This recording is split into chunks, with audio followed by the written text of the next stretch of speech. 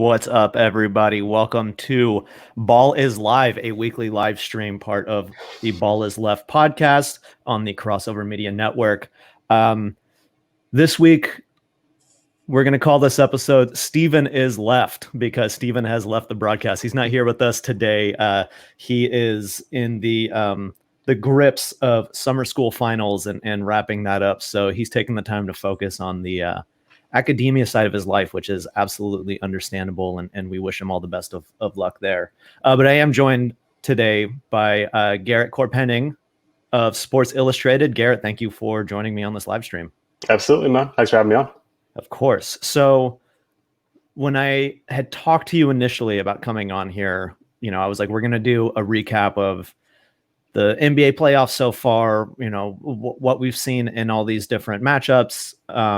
Where there's one game happening right now, actually, the Milwaukee-Orlando game, but we've got at least two games from every matchup. So a little bit of a sample size now to kind of take away from and discuss.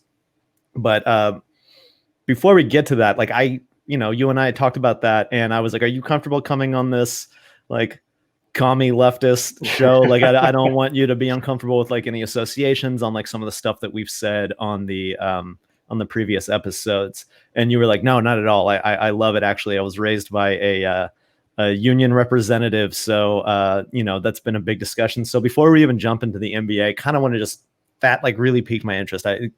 Because workers' rights is something, Stephen and I have discussed a lot and feel very strongly about. And I'm kind of curious, being raised by someone who is a union leader, what is that upbringing been like? What are those family discussions like?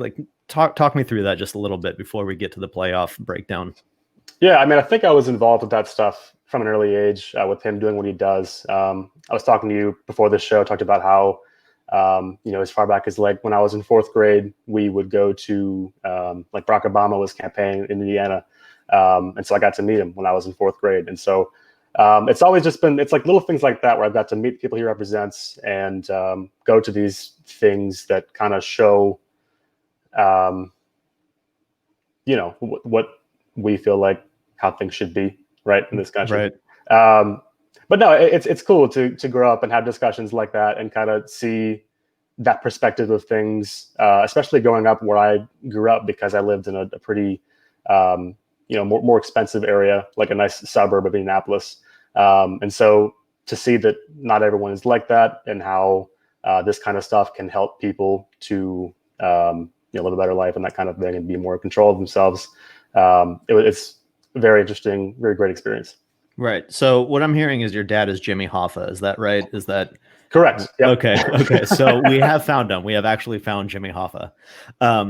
That's awesome. And then just in terms of that kind of shaping you, because I feel like unions, workers' rights, obviously I am in the camp of the Marxist belief of giving the means of production back to the laborers and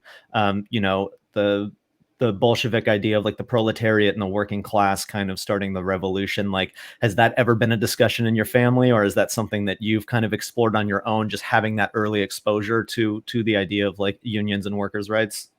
Yeah, it's not so much something we discussed in my family. I mean, the thing about it is that we always had these discussions about, political issues and that sort of thing. But it was never anything that was forced on us, right? He always say this is the way I think with things, and this is kind of what I do, but that by no means you have to be that way as well. But yeah, I mean, taking history classes in high school and college and that kind of stuff has definitely made me, take it a step further and see things like that. So. Awesome. Well, cool. I wanted to kind of get into that a little bit, but let's get into let's enter the bubble, if we will. Get into the NBA playoffs. So we're going to just go over each matchup a little bit, kind of what we've seen. I want to get your take on some of it. I have notes written down on actual paper because that's just, I'm old like that. So I want to start with the Lakers Blazers series. So the Blazers took one game. It's a tied series right now, 1-1. Blazers took that first game off of them. And then the Lakers really came back and responded in game two. There was some chatter online and even on some of the TV broadcasts of I think wasn't Chuck predicting they were going to sweep that series on inside sorry, inside or something like that. Like he brought the broom out after the first win for Portland. There's been a lot of chatter about like Portland creating problems for them, but I'm curious, where are you at? Where do you see this going? What have you seen so far? And then we could even talk about, what happened that Damian Lillard dislocating his finger in game 2. Yeah. I think it's ultimately going to be a short series. Like, as great as Portland is, and as much production as they get out of their guards, and as bad as the Lakers guards are, I always felt like this is a series that, LeBron James and AD are the two best players in the series. They're going to control the series. They're overall the better team, right?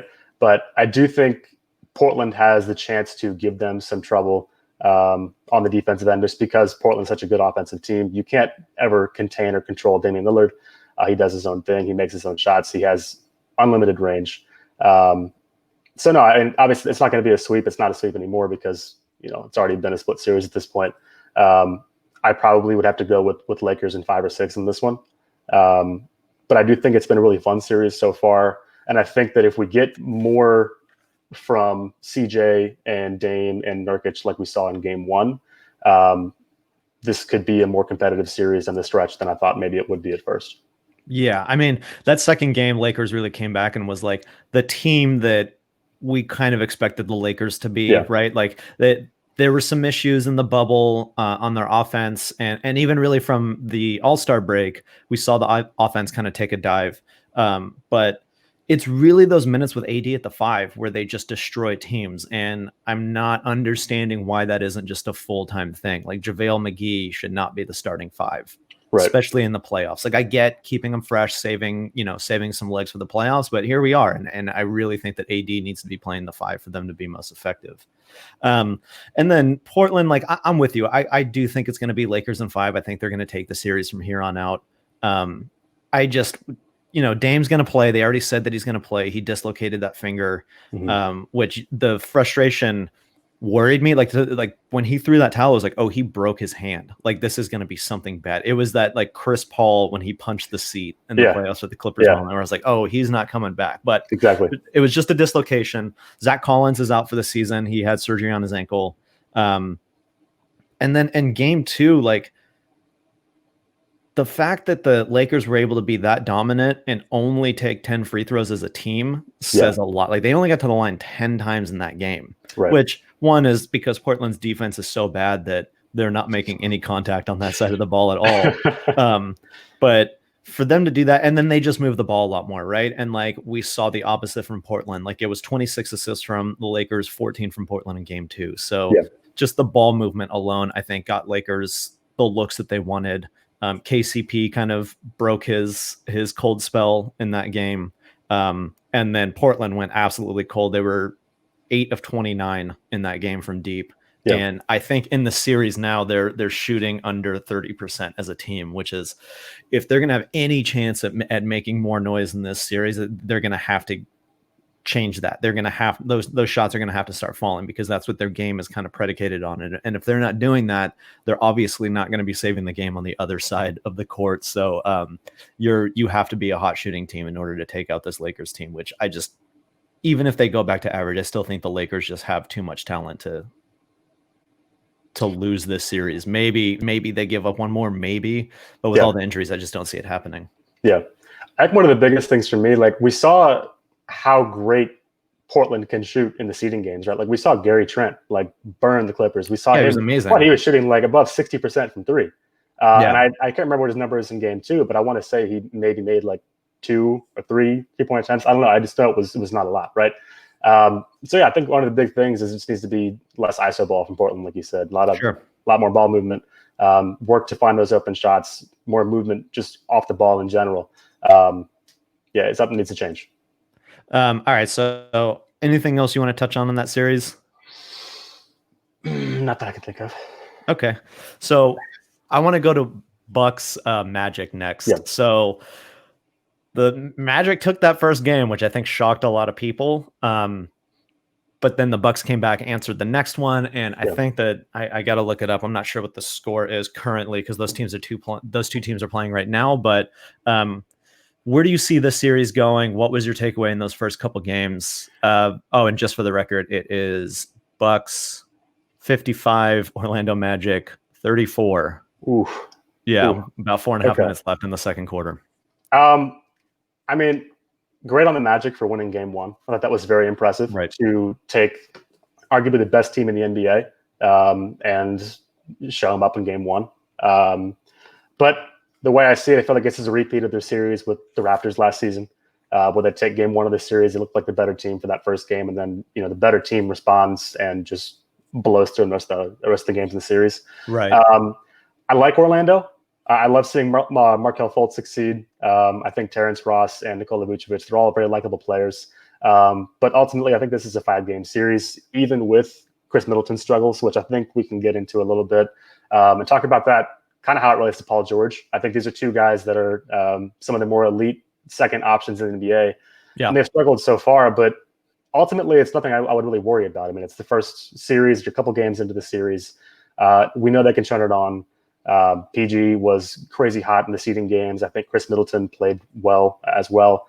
So I'm not really concerned about Milwaukee at this point or how they have looked in this series. Yeah, and I almost wonder if that first game was Milwaukee looking at the injury report and then being like, yeah, we can go in at like 50% and kind of pull this one out of our ass. And then that came back to bite them. But we saw the response. And Vucevic, who I still think continues to be one of the most underrated players in the league, has been great so far in this series. He's kind of carrying Orlando as much as you can right now. I mean, they're missing so many pieces. Like we saw Jonathan Isaac go down in the bubble. Was that the first game in the bubble that he went down? I think so. Second, something like that. Yeah, that was rough. Aaron Gordon is out right now. There's just so many useful contributing pieces on this team that are missing, that I think the Bucks kind of got caught off guard with just a underhanded team fighting really hard. Yeah.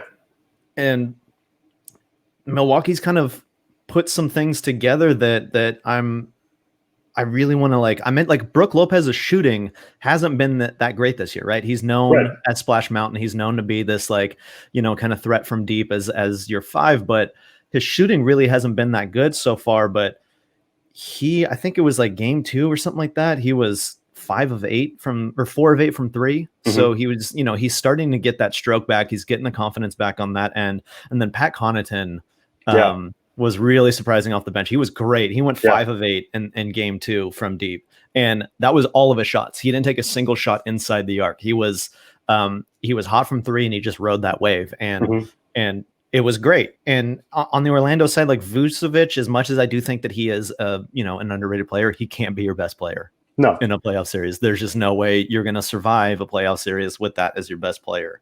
Right. The defense stepped up a lot in that second game. They held Orlando to 7 of 33 from deep, which is 21%.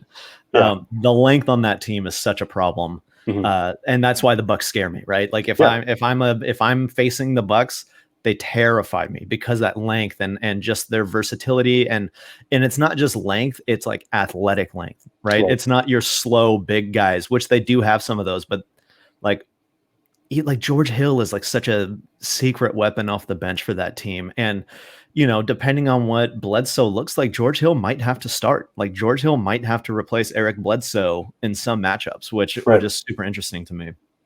And George Hill has shown that he can turn it up in a second anyway. I mean, he's been fantastic, I think, off the bench this year for Milwaukee. And I want to say last year in the playoffs, he was, I think, one of the best 3-point shooters. Like he's got a terrific shot. And so if Bledsoe is someone that, you might need a little bit more from, you want to start George Hill in his place. I think that's a very sneaky, scary move they can pull. Now, with Milwaukee being, they've been really sloppy with the ball these first couple games. I don't know where they are currently in the game they're playing right now, but even in game 2 where they had this dominant performance, they had 20 turnovers as a team.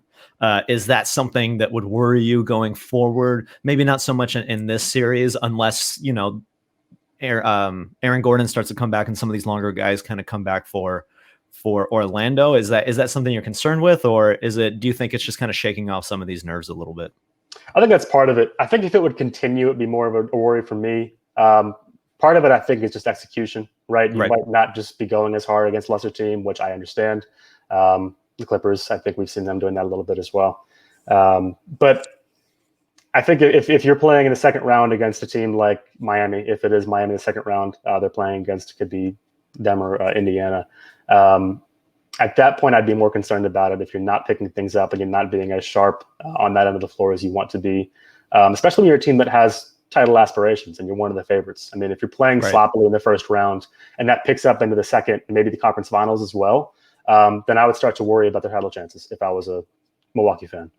Right. Okay. Anything else with that 1-8 matchup in the East that you want to talk about? Let me go to my notes real quick. We got it covered, I think. Okay. So the next series I want to talk about, I've actually been kind of surprised by. I thought it was going to be more competitive. Houston OKC. Yeah. I really thought this was going to be a competitive series, and Houston looks like they just own the Thunder right now. Mm-hmm. So, and I guess I shouldn't be shocked by this as someone who's watched the Clippers for a long time and been a big Chris Paul fan. Chris Paul has been bad. Paul has been really bad in this series. Yeah. Were you surprised by that at all? Like, what are you seeing in this series right now? Yeah, I had the exact same thing written down. This is the series, I think, this is the first round series I was looking forward to the most. Out of every series out there, I'm like, this is going to be the most competitive. This is going to be the most tight. Like, this is going to have multiple overtimes. It's going to be chippy. It's going to be fun. It's going to be exciting. And it's really been none of that so far. And I'm really I'm let down because I wanted to see, great basketball from these two teams. And I'm surprised because OKC this season was that team that kind of had that like underdog mentality. Like, they were picked against by so many experts. Like, they weren't supposed to make the playoffs. They weren't supposed to be here right now. I mean, the 6th seed in the Western Conference. I'm just a little surprised that I think that same mentality hasn't come through in the playoffs, and they haven't really, I think, played to their potential against Houston, especially with Westbrook on the bench as well. I mean, they're not even all the way there right now, and Houston's still making pretty quick work of OKC. So one of the things I'm wondering about with what OKC is doing is in the regular season matchup, that 3-guard lineup kind of gave the Houston trouble, and Dennis Schroeder over the regular season series was fantastic against Houston. Mm-hmm. And now they've been going to that a lot, but I'm kind of wondering if they're going too small. And I know that Houston's a small team, but it's like they're small in the sense that they don't have a massive front court, but everybody on the team is like 6'6", right? Like, they're still long in some positions where OKC isn't. And I think that's maybe where their backcourt is struggling a bit. And I like, one of the things I've written down is like, Gallinari needs a bigger role for OKC to survive in this. Like, he's not getting enough touches. Again, like I said, same thing with Vucevic. I think Gallo is a very underrated player in this league. Yeah, absolutely. And I think a lot of that comes from his, injury history and missing a lot of time when he was in Denver. But he was a huge part of that kind of scrappy Clippers team last year. Yep. And I even remember when the Tobias Harris trade happened, when the Clippers sent Tobias Harris to Philly, and Clippers fans were like, oh, well, it's, tank mode from here.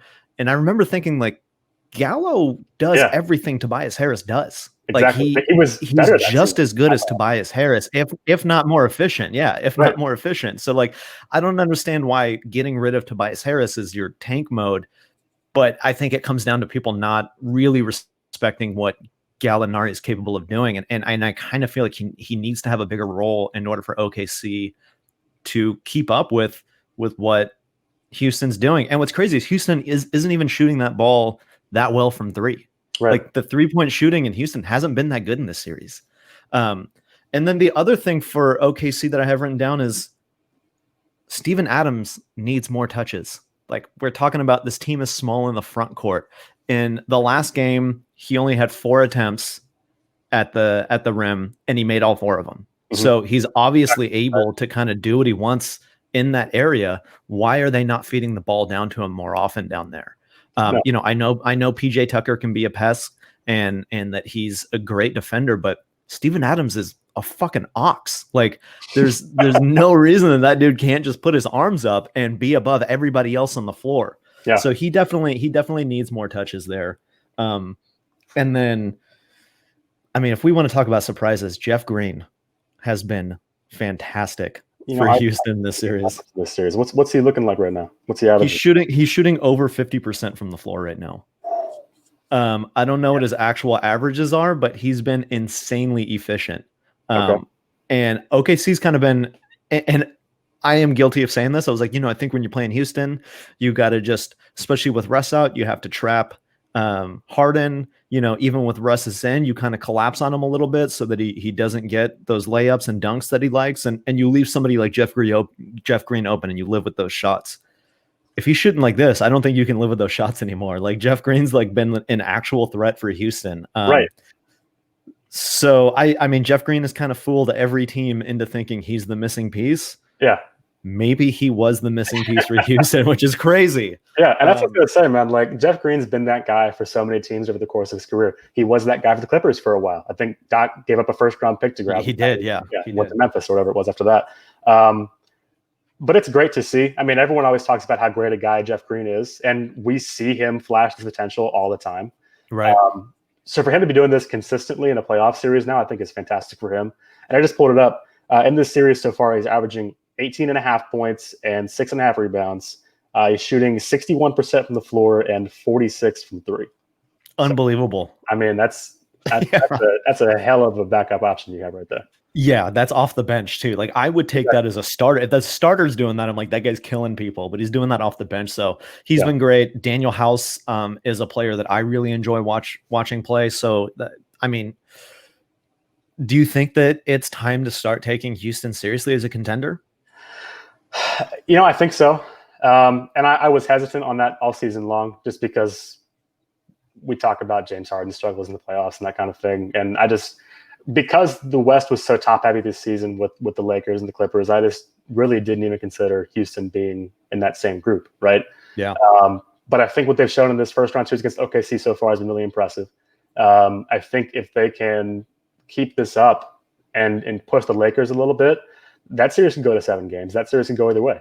Right. And then Clippers Houston, if Clippers get that far in the conference finals, that would be an amazing series.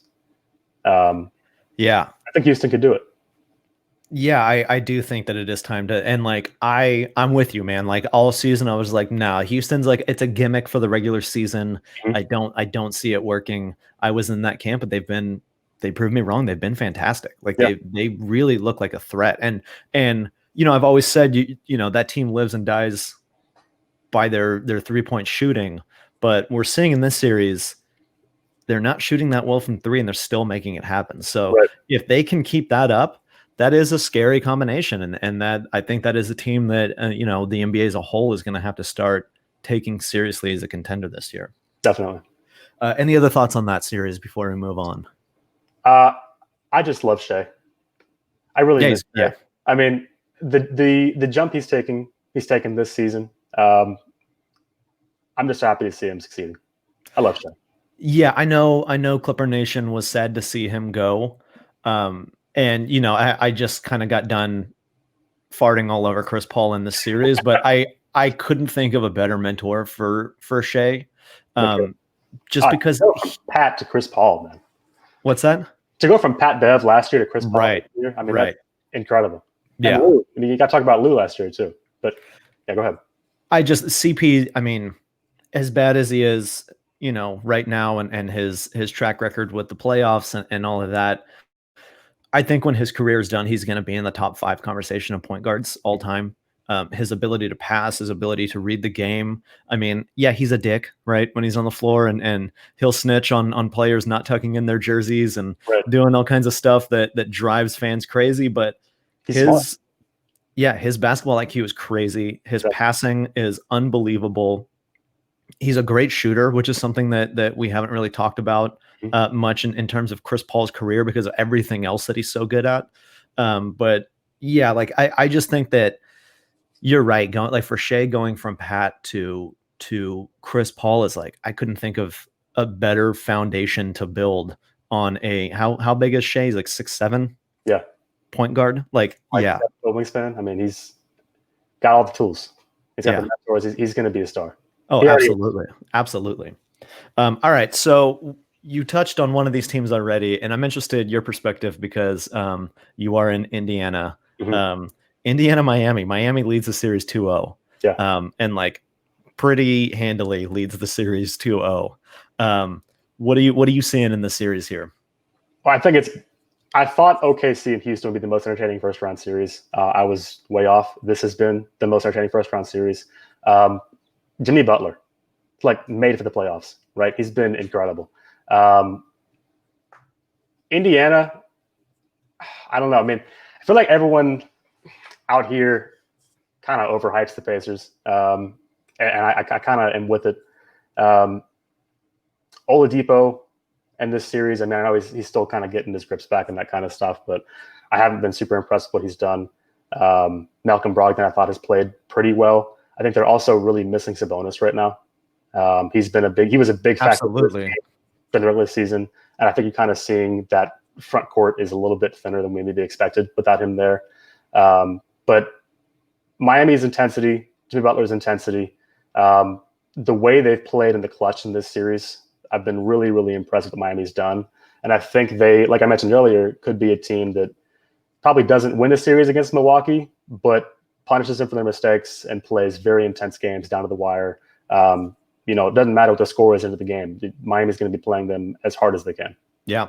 Yeah. And, you touched on Jimmy Butler, and what's been so amazing about Jimmy Butler is he doesn't have to be the leading scorer Right. to have his impact on the game. He's doing all the little things.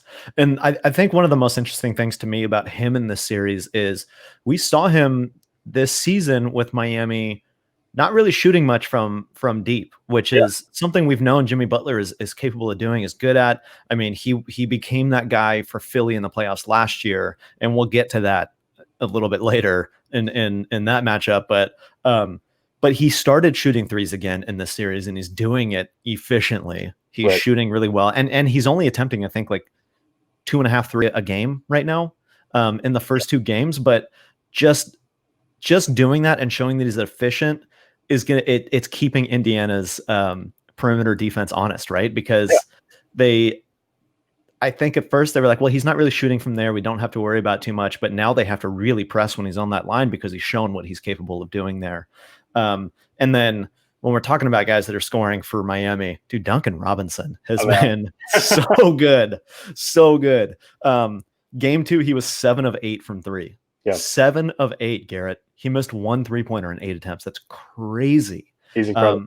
He's so good. And Miami is so interesting to me because they have Jimmy Butler, who I think is, not necessarily a top tier superstar, but he's really good. And they have these like young guys that are proving they're also very capable. And it's like this very well-rounded team. I really like what Miami's doing. And then in terms of like the Pacers, they've been keeping up with Miami. When it comes to like assists and rebounds, they're always right about there with them. They're playing really active. A couple things that I think is I think Miami's pace is a little too much for Indy. No pun intended there. And then when they start to feel it slip a little bit, I've noticed Indiana really starts to just go ISO heavy. Yeah. And starts jacking up shots, like especially early, like in the shot clock.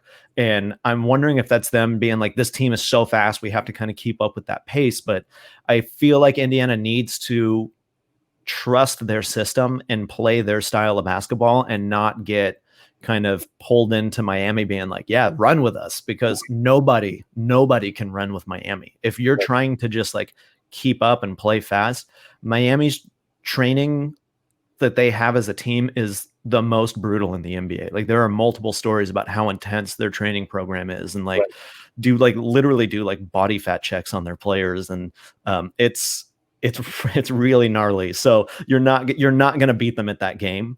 And so, I think Malcolm Brogdon needs to slow down a little bit and get back to what he does best. They need to, not let the ball stick too much. And yeah, I still think do you think it's going to be a sweep? Do you think Miami takes the series? I think it's a gentleman's sweep. I'm kind of still hoping TJ Warren has a big breakout game like he looked in the seeding games, because he really looked the part of that in this series. I know it's partially because Jim Butler's just been hounding his ass, right? But I think if they can get that from TJ Warren, and I think Indy's bench, I mean, there's not a lot of guys there that like excite me, but with how little that bench has put out in this series, I think has been a big issue for Indy. They need to stack some things, tighten up that rotation a little bit, maybe keep some of the more offensive-minded guys from that starting five in there with the bench, try to get some production, because they have some great shooters off the bench. It's just that they haven't really done a lot to impress me in this series so far. Sure, yeah. You're picking gentleman sweep. I kind of think Miami sweeps them. I just think Miami has their number, and they're just gonna run with it. I think they want to end this as fast as possible to get ready for that next matchup. Right. Ready to move on? Yeah, let's do it. All right. Denver, Utah. This one's really interesting to me. Utah leads the series 2-1. Yeah. So Denver punished them in that first game. Denver kind of came out and looked like the Denver I think we were all expecting. And then Utah came back in game 2 and made it really competitive, and they were good. And then in game 3, Utah just kicked Denver in the fucking mouth, like just destroyed them. So I got to be honest, I was not expecting it to go that way. I knew it was going to be a competitive series, and I had this series circled as one of the most interesting ones to me, just because of the two front courts are fundamentally different, but both really good. Mm-hmm. And yeah, Utah's been one of the most disappointing teams this season. And I know you were never really riding too high on them. You and I have talked about this, right? Just together. And I was one of the people that after some of the moves Utah made over the summer, I was like, Utah is contending. Utah is going to be really good. And then this whole season I watched them and I was like, Utah is middling. They're not that good. Yeah. And then game 3, I was like, that's the Utah I thought we were going to get this whole time. So what are you seeing in this matchup? Where are you going with it? Break some of it down for me. Oh, I'm going Utah, first of all. I think what they've shown us in these last 2 games bring up to tell me that Utah's going to take this series, I think, pretty easily throughout the rest of this the next couple games, right? My big thing going into this series, and one of the reasons why I wasn't so high on Utah's chances in the postseason, was because they're missing Bogdanovic, right? He's someone that averages nearly 21 points per game. He's flamethrower at 3-point range, but he's someone that you have to game plan for. Like, he's terrific. Them not having him made me feel a lot less confident in Utah. But then Donovan Mitchell came out and dropped 57 points in game 1 in a loss, right? But in the past 2 games, he's been very efficient, which is something that he's not typically. One of my big things that I had against Mitchell for so long was that I didn't love his shot selection all the time, right? He's someone that I think force things. If he's not going, I mean, we've seen him take upwards of like 30 some shots in the game before when he's not hitting against the Clippers. I think he's had a couple of games where he's taken like 35 shot attempts. So that turns me off from that sometimes, right? But the way that he's played has been really impressive to me. I thought Mike Conley in his first game back, I mean, you can't say enough about the job he did. I have that written down. He's got the because he left. He wasn't there in game 2 because he had a kid, right? Exactly. So he's getting the Fred VanVleet like new kid bump right now. Like I think the secret weapon in the NBA is just have a child and then come back in the playoffs and you're unbelievable. Yeah. Well, we saw Lou earlier this year too, right? Like back in December, Lou had that kid. And then in the first 3 weeks of January, he was like untouchable. I mean, the best stretch Lou had this season was like the first 10 games after he had his kid. Wow. So newborns is like having a newborn baby is just like the biggest NBA secret of all time. Yeah. They're gonna start like doing fertility tests on players. That'll be the new drug test. Oh my God, man. It's insane to me. The other thing, dude, Jokic has to care. Yeah. And we've seen this has been a season-long habit where we've seen Jokic come out in certain games and just look like he doesn't want to be there. He looks very disinterested a lot of times, and it sucks because I love Jokic. I think he's a killer. He's so good. If he really tried all the time, I think he could be in the conversation of some of the greatest bigs that have ever played the game when all is said and done, because his skill set, he has such a big bag of what he's capable of doing. But game 3 was that Jokic game where he came out and just kind of looked like he didn't give a shit.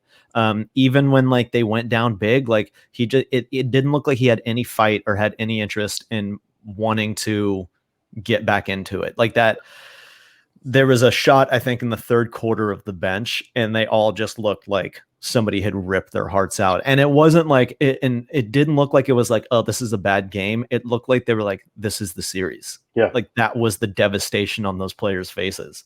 And if Jokic is your best player, he's got to set the tone. And it sucks when he comes out and he just has this like loaf, like, I don't really want to be here, because it's hard to get the other 14 guys up, right? And I mean, props to Rudy Gobert and the Jazz for jumping all over that and recognizing that he's not in it right now. And they can, I mean, instead of playing down to that and bringing the game down a notch, they're capitalizing on that and making them look like fools, man. Like it's so. Speaking of Gobert, Trevor Gustavsson wrote a really awesome article about how kind of Utah's secret weapon has been Gobert's passing out of the short roll. And I think before the series even happened, Zach Lowe had mentioned how efficient Utah is with shooting threes and how good they are at getting open looks in the corner. They love that shot more than anyone. Like you'll see Ingles always open from down there when he gets there. And I think that short roll pass from Gobert that Trevor brought up is making that even a big, like a more of a threat than it was already. And it was already a big threat. And if he keeps that up and he has that vision and that mindset of passing out of that short roll, especially when he's going up against somebody like Jokic, like that makes that team really scary. And it's funny because Jokic is like the dude who can pass really well, right? And I almost wonder if like Gobert's watched that and been like, I'm gonna add that to my game. Like I'm gonna do a little more of that. And we've seen Gobert kind of want to be more of like the offensive big this season. Like he seems like he wants more touches. But if he becomes passive and continues to play his style of defense, dude, Gobert's unbelievable. Yeah, no kidding. And it makes me worry a little bit about if the Clippers and the Jazz do meet in the second round, because I was feeling very comfortable about that second round opponent, regardless of who it was. I thought Clippers have done a great job against Denver this season, especially lately. Right before that suspension of play, they beat Denver by 29 points. Yeah, they beat them in the seeding games, and then Utah. We talked about it. I was low on Utah all season. So seeing what they've done to Denver so far has made me a little concerned about how long that second round series could go on if the Clippers and Jazz do meet. Yeah, absolutely. I'm with you though. I would have to see a huge performance from Denver to change my mind on this, but I don't know, man. I still see the series going to 7. I think Denver's going to come back with a couple good performances, but based off of what I've seen in the last 2 games, and maybe it's recency bias and maybe I'm not giving Denver enough credit, but I think it's going to be Utah in 7, which is wild because I think I was on the other side of that before the series started. Yeah, I was too. And I mean, I think Denver isn't whole right now, which is part of it. And they're missing 2 really, really great defenders, right? Yeah. Like Gary Harris is probably the best perimeter defender. And then Will Barton has had so many games this season where he's like looked like Denver's 3rd best player. Like he's been so good at times. And so to miss both of those guys right now, I think it's a bigger blow than maybe Denver's being given credit for right now. Sure. Anything else on Denver, Utah? I think that's it. All right. Boston, Philly, man. I'm just going to say right now, I think Philly is going to take this series. Really? No, not at all. Boston is 3-0 on the series. What the hell is going on in Philly, man? They got to change it up. Yeah. They got to blow it up. I mean, again, I've said a couple times now, I've been really excited about a couple first-round series and them being competitive. And this is one that I was looking forward to seeing. Because the Philadelphia-Boston matchups, whether it's regular season or playoffs, they're always so exciting. They're always chippy. They're always fun, always down to the wire. And that was true a little bit in Game 3. But besides that, this has been an extremely one-sided series. And I can't give enough credit to Jason Tatum, Jaylen Brown, Kemba Walker. That tandem. Nice. I mean, they've been fantastic. Yeah, and Tice has been really surprising because I think before the series started, I was like, Tice is good, but he's not there yet. Give him a little more time. And he's going to be no matchup for Joel Embiid, but he's been fantastic. He's been really, really good. Yeah. And then ever since Jason Tatum cut his hair, he's just been unstoppable. Yeah. And the tandem of Brown Tatum is so unbelievable. And Jason Tatum is so good that I almost feel like Jaylen Brown gets a little underrated Oh yeah. and doesn't get enough love because Jaylen Brown has been fantastic on both sides of the ball. He's really good. He's such a efficient two-way player. Absolutely. But yeah, I'm with you. I think it's time to stick a fork in Philly. Dude, my heart goes out to Philly fans. Like they had to go through the process and they had to trust the process, and they have now been completely just deceived by the process. They've been, it's rough, man. Philly's 3-point shooting has been horrific in the series. I think that they're sub 30% right now. In those first 3 games. And what's crazy is Embiid is getting to the line a lot. And that's where he's like, I think he's averaging like 30 points a game right now in the series, and like half of it's coming from the line, but I almost feel like that's to his detriment and he's not able to kind of find his rhythm. Right. And like, we know that Embiid is capable of shooting the ball and stretching the floor a little bit, but if he's got no rhythm, that's a hard thing to ask him to do in that series. Tobias Harris is struggling, and we touched on that a little bit when he got traded. Clippers fans were like, it's tank time, but it's like, no, this is kind of the Tobias Harris experience. Like you're going to get some really good games, and then you're going to get some games and that contract is just starting to look worse and worse. Oh man. And dude, what do you do with Horford? Do you trade him this summer? Can you trade Horford this summer? That's the question, right? Because that, like, you want to talk about bad contracts. That looks rough. And like, it's so funny because I feel like this summer Horford could have gone literally anywhere but Philly and been effective and helped the team out. He went to the one place that was an awful fit. Yeah. And that's the thing, man. Like, I was so high on Horford last summer. I was like, before the whole PG Kawhi stuff, whatever came out, I was like, man, we need to get Kawhi and we need to get Al Horford. I'm like, that's the team right there. You're set on defense, right? And I've seen Horford this year, and I'm like, God, I've been so surprised. But the Tobias Harris experience, right? I mean, I think Philly is super overpaid. I mean, you can't argue that at this point. But the thing that I think we've seen the Clippers fans experienced with Tobias Harris was the fourth quarter stuff, right? Where he's someone that comes out in the first half of the game and is like having a really, really great game. And then he gets like 3 shots in the fourth quarter. Like if that, it's like you need someone that's getting that much money and is that good a shot maker at times to be more aggressive in the fourth quarter and more aggressive on the stretch. And I think that's one of his biggest faults is that he's just not that guy.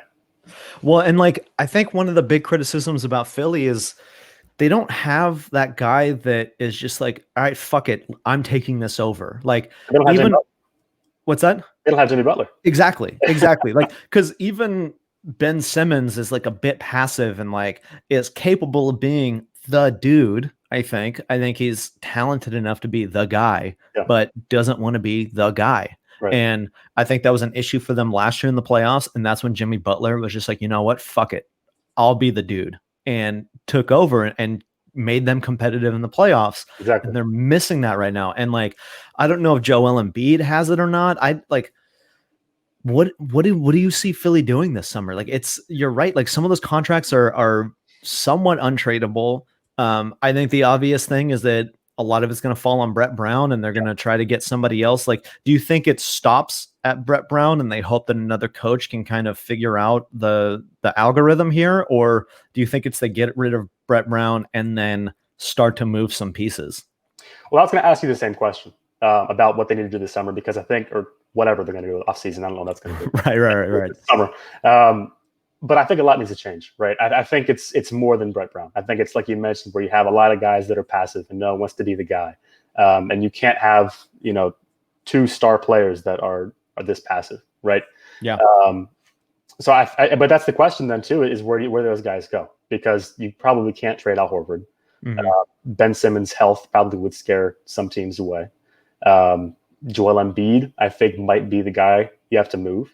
And I was looking at earlier this week, talking about like pairings and that kind of stuff, who he'd be good with.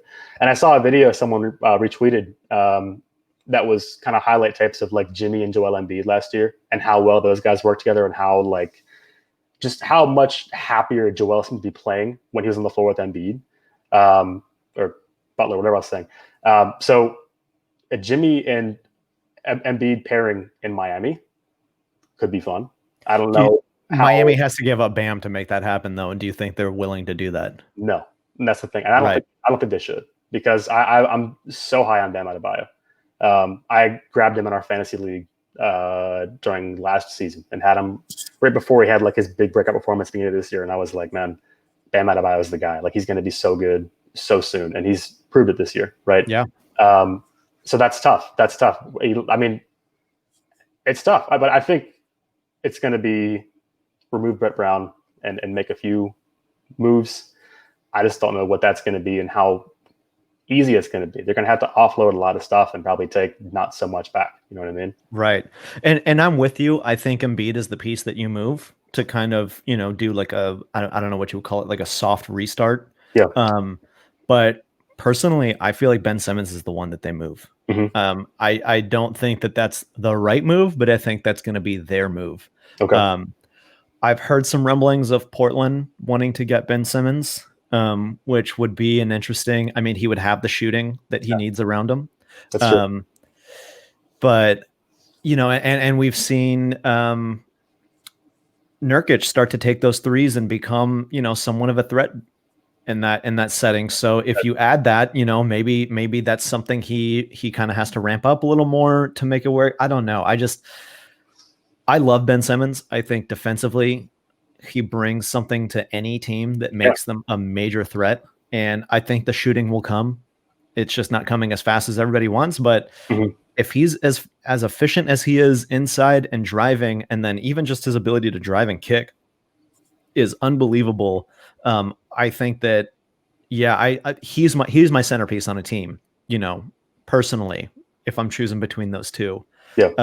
But I don't think that's, or I think that's the move they're going to make. And I think it's the wrong move Philly is going to make.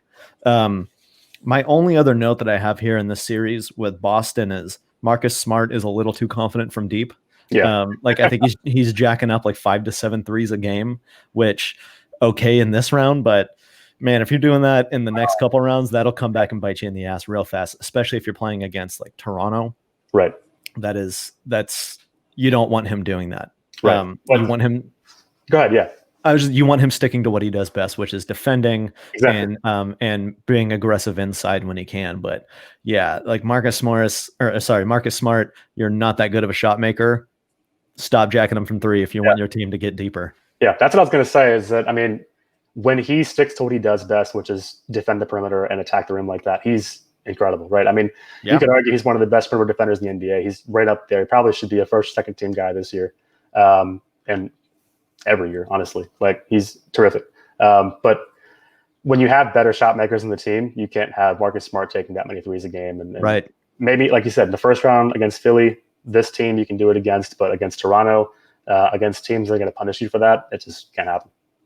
Yeah, and he's one of those guys, right, that's like in that class of like, when he's on your team, you love him. When he's not, you absolutely hate him. It's like him, Pat Bev, and like Draymond Green are like the Mount Rushmore of that guy. Yeah, exactly. But he's such a good defender that stick to that, man. Stop jacking up threes. I don't care if you're open, dude. Stop jacking those threes, because it's not a good look. Anything else in the series you want to go over? Don't believe so. I'm picking Boston in 4. I think it's a sweep. I'm also Boston in 4. Yeah, I'm disappointed, man. I wanted more out of this series. Same. All right, so these next two we're going to run through real quick because I really don't have a ton of notes for them. One for different reasons. Toronto, Brooklyn, 4-0. I'm sorry, Nets, you don't have enough people. Toronto is really, really good. I think it was somewhat disrespectful, people kind of counting them out to start the season. Yes, I know they lost Kawhi, but the rest of that team is so smart, so good. Pascal Siakam has been fantastic. Kyle Lowry's never gotten enough respect and attention for what he does. Right. I saw somebody joke like Kyle Lowry is who Chris Paul wishes he was in the playoffs. But that team just has such a high basketball IQ that, lacking that superstar is going to help them out a lot. And I do think that they are a threat to get into the finals. I think that they are a legitimate contender. I'm curious to see in a potential Eastern Conference matchup how they answer Giannis without Kawhi. I think that's the biggest question. I think everything outside of that, this team is made to make it. So yeah, I mean, anything else you're seeing in there? Like I like Brooklyn. Brooklyn's going to be really good in a couple years, Yeah. or like next year they're going to be really good. Yeah. I think next year they're going to be really good if Jaren Allen keeps his starting position. As much as I love DeAndre Jordan, I think Jared Allen is the better player right now. Yeah. But yeah, and like even like Joe Harris, but I just have a feeling they're going to move a lot of those pieces. But I mean, what are you seeing in this series? Well, I'll touch on Joe Harris real quick. I've heard some stuff on like broadcast and that kind of stuff that Brooklyn has made it a priority to keep Joe Harris this offseason just because he works around anybody, right? And he's such a good shooter that you put him alongside Katie and Kyrie, and that's a great option to have on the court, right? As far as Brooklyn goes, I've loved seeing how aggressive and competitive Garrett Temple has been. Just as I like him. I love Garrett Temple. He's great. He's like the ideal vet, right? Yeah. But to go back to Toronto, man, I love Toronto. They have some extremely likable players. I love Kyle Lowry. I love how hard he fights. Fred VanVleet is amazing. He's a superstar, dude. He's a superstar. He's incredible. Pascal Siakam is probably one of my favorite players in the NBA right now that's not a Clipper. I just love what he does. I think he's going to be a star. He already is a star. I think he's going to be a superstar, like really soon. And then to talk about what they're going to do with Giannis, and I don't know if they can replicate this against him and that Bucks team, but OG Anunoby has been fantastic defensively. Yes. Having him probably learn a lot from Kawhi last season has been really great. But I've seen a lot of quick highlight clips and that kind of stuff of Anunoby and his defensive IQ. I saw one possession where Brooklyn moved the ball around, and I think he defended like 4 guys on one possession and like just stood in the paint and watched it go back and forth and didn't commit to someone until Brooklyn was like set to take that shot, right? Like he's so smart and moves so well on defense. And I mean, I don't know if that's going to be enough to stop Giannis, but I would be confident in him at least being able to slow him down a little bit. Yeah, I mean, just think about how defeating it is for your average NBA player when you're, let's say getting downhill a little bit against Toronto and you're like, all right, I got past Kyle Lowry. Cool. Past that because he's really good defensively. Yeah. And then Pascal Siakam is standing in front of you and you're like, oh shit, okay, he's really long. And then you somehow get past Pascal Siakam and then OG Anunoby's right in front of you. And you're just like, fuck, dude. Yeah. When does it stop? And then if you somehow get past OG, then you've got Marc Gasol down there. And it's just like, dude, how like that has got to be so defeating. Right. I mean, aside from what they're capable of doing offensively and the way they move the ball is beautiful because there's so much chemistry on that team and they play such a good fundamental game of everybody gets touches and all of that, but just defensively, what that team is capable of doing, man, I love Toronto. I've always connected with Toronto Raptors. Growing up, my favorite player of all time is Olajuwon.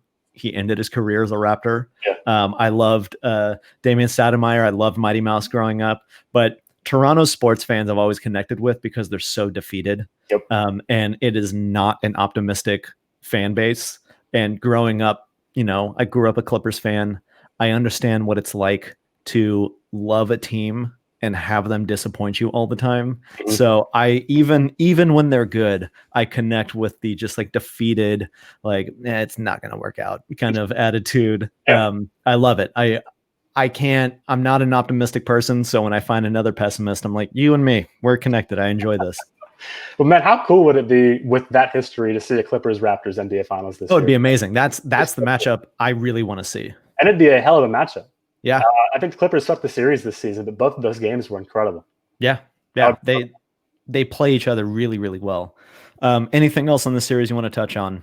That's all I got. All right. Toronto in 4. Yep. And then this last one, I honestly don't want to go too much in detail about it just because you and I both cover the Clippers. We have a lot of coverage, you on Sports Illustrated, me with the Clipset podcast. But Clippers Dallas, competitive series. It's been fun. Clippers kind of came out and didn't take it seriously in the first couple games and then gave them an answer yesterday a bit.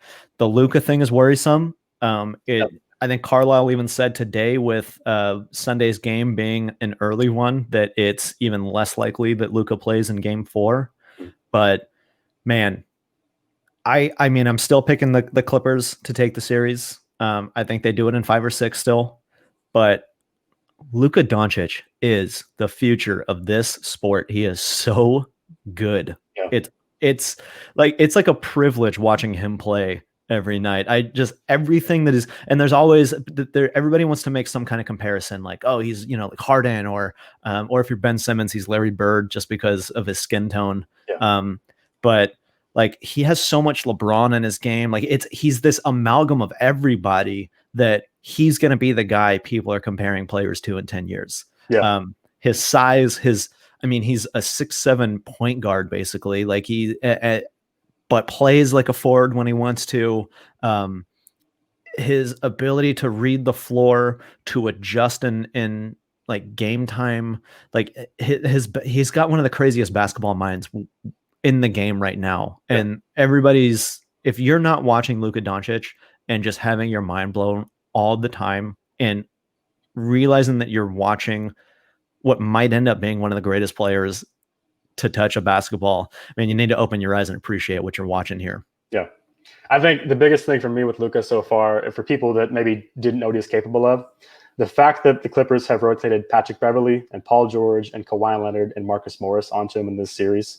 Kawhi and Pat, two of the best defensive players in the NBA, and then PG and Marcus Morris, both of whom I think defended him pretty well in this series. They respect Luka, and it's impossible not to. Oh yeah. But I think it's eye-opening for guys that don't watch Luka all the time to see players of that caliber, and they're the ones that are being thrown at Luka. And even still, he's been incredible. Yeah. Go ahead. No, that's all. It's amazing. That's it. Yeah. Yeah. That's what it is, dude. It's amazing. Doc made some adjustments in the series. Right. I think he finally had enough footage to cut down Reggie Jackson's minutes significantly.